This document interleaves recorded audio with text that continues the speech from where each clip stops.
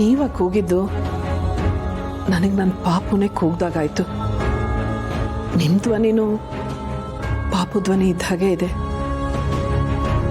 ಆಗ್ಲಿಂದ ನನ್ನ ಪಾಪು ಧ್ವನಿ ನನ್ನ ಕಿವಿಲಿ ಬೀಳ್ತಾನೆ ಇದೆ.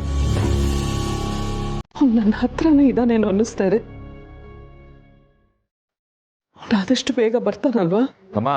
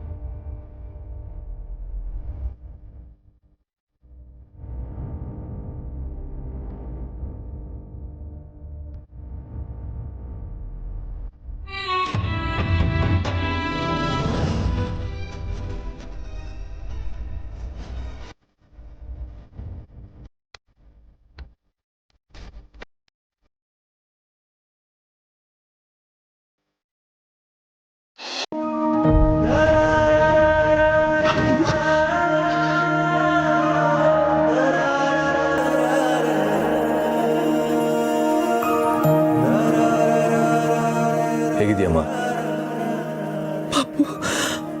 ಹೌದು ಅಮ್ಮ, ನಿಮ್ಮ ಪಾಪುನೇ ಬಂದಿರೋದು. ನೀವು ಕನಸು ಕಾಣ್ತಿಲ್ಲ, ಇದು ಭ್ರಮೇನೂ ಅಲ್ಲ. ಅಮ್ಮ, ನಿಮಗೆ ಸರ್ಪ್ರೈಸ್ ಕೊಡ್ಬೇಕಂತಲೇ ನಾವು ಹೀಗೆ ಮಾಡಿದ್ದು. ಸಮರ್ಥ್ಗೆ ಬೆಳಿಗ್ಗೆನೆ ಬೇಲ್ ಸಿಕ್ತೋ, ಆಗಲೇ ನಾವು ಆತ್ರದಲ್ಲಿ ಹೋದ್ವಲ್ಲ ಸಮರ್ಥನ ಕರ್ಕೊಬರೋದಕ್ಕೆ. ಅಮ್ಮ, ನೀನು ಎಷ್ಟೊತ್ತಿಗೆ ನೋಡ್ತೀನೋ, ಯಾವಾಗ ನೋಡ್ತೀನೋ ಅಂತ ಓಡೋಡ್ ಬಂದೆ. ಪಾಪು, ನೀನು ನಿಜವಾಗ್ಲೂ ಬಂದ್ಬಿಟ್ಯಾ? ದೇವ್ರಿಗೆ ನನ್ನ ಪ್ರಾರ್ಥನೆ ಕೇಳಿಸ್ಬಿಡ್ತು. ನನ್ನ ಪಾಪು ಬಂದ್ಬಿಟ್ಟ. ಸಮರ್ಥಿಗ ಬೇಲ್ ಮೇಲೆ ಆಚೆ ಬಂದಿರ್ಬೋದಮ್ಮ, ಆದರೆ ಮುಂದೆ ಅವ್ನು ನಿರಪರಾಧಿ ಅಂತ ಪ್ರೂವ್ ಆಗಿ ಆಚೆ ಬರ್ತಾನೆ.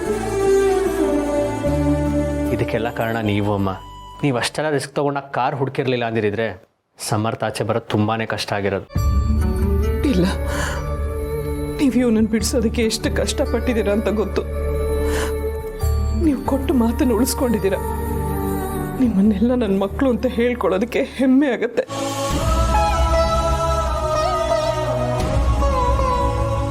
ಎಷ್ಟು ಸ್ವರ್ಗೋಗಿದ್ಯಾ ಪಾಪು.